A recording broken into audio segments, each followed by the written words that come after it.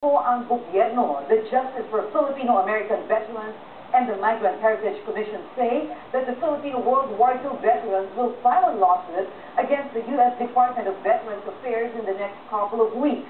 Their claim that the stimulus bill that says the Filipino World War II veterans should be given lump sums is unconstitutional.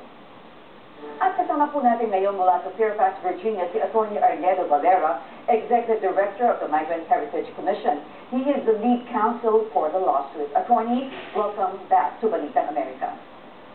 Salamat, Jam. Yes. Bakit po masasabi ninyong unconstitutional ito pong pagbibigay ng lump sum sa ating mga manong? There are 4 reasons kung bakit itong batas na ito will be considered unconstitutional. No? Number 1, yung evidence to prove eligibility is grossly unfair.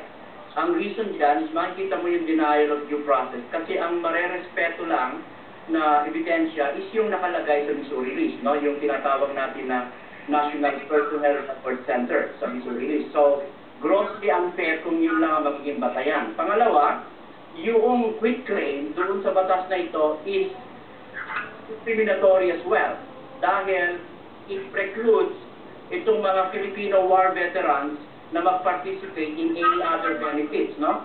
Dahil ang limitation nila is doon lang sa compensation na dinalaga. So in other words, ang lalabas dito, kung yung amount na nandito, wala nang other benefits. So, itong quit claim na ito is essentially discriminatory dahil hindi ito ang kalakaran compared to other war veterans of other nationalities. Balikan po natin yung sinasabi yung kaso tungkol dito sa pagiging espiya daw ng ilan sa ating mga manong at that time na nakatanggap daw sila ng pera mula naman sa Japanese government at hindi daw sila definitely eligible to receive any funding now from the United States government kasi naging espiya sila ng mga Hapon. What do you say about that?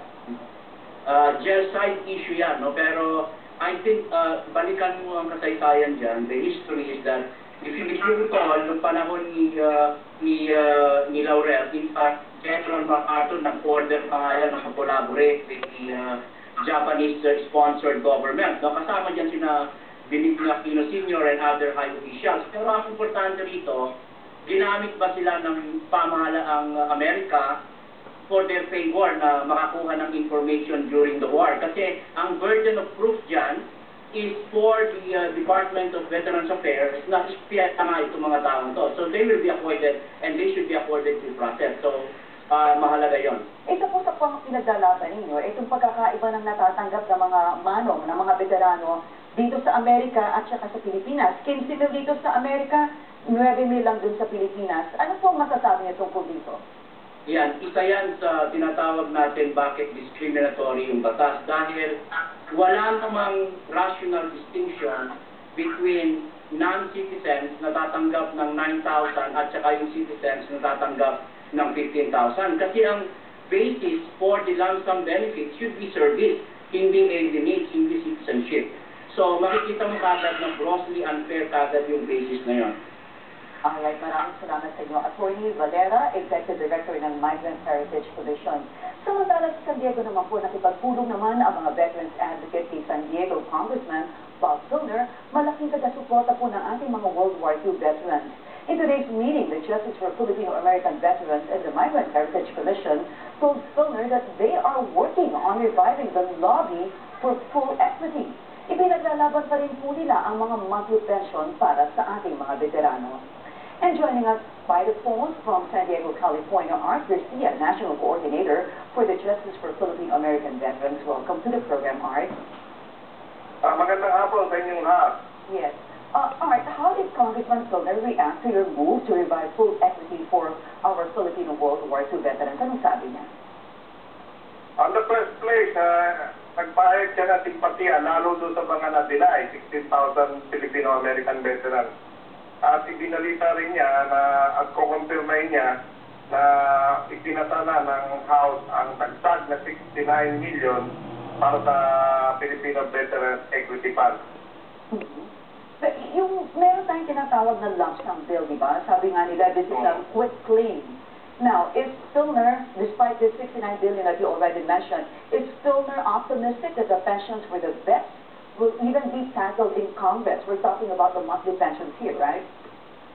Kaya nga, pupormalitan namin ang request sa kanya na mag-sponsor siya ng bagong batas na magbibigay ng full recognition, pensyon sa mga veterano at pensyon para sa mga balo at naiwanan ng mga veteranong kamag-anak nila. Ano sabi niya? Gagawin ba daw niya? Magpapasya siya ng ganung bill?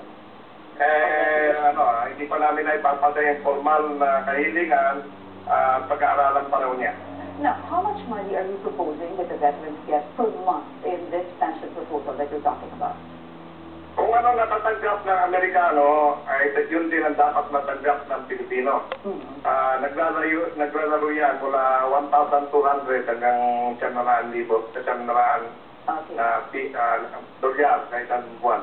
Ang ipaglalaban ba din ninyo yung pensyon para naman sa mga balo, yung mga widows? Anong sabi ni Filner kung napag-usapan nito? Talagang hihilingin namin yan sapagkat katulad na sinabi ni Tony Valera, very unfair na yung mga namatay na ay hindi mabigyan. Kasi dito sa Lamsan, ang binibigyan lang nila yung buhay, samantalang yung mga namatay para maipaglaban yan ay hindi nakakatanggap.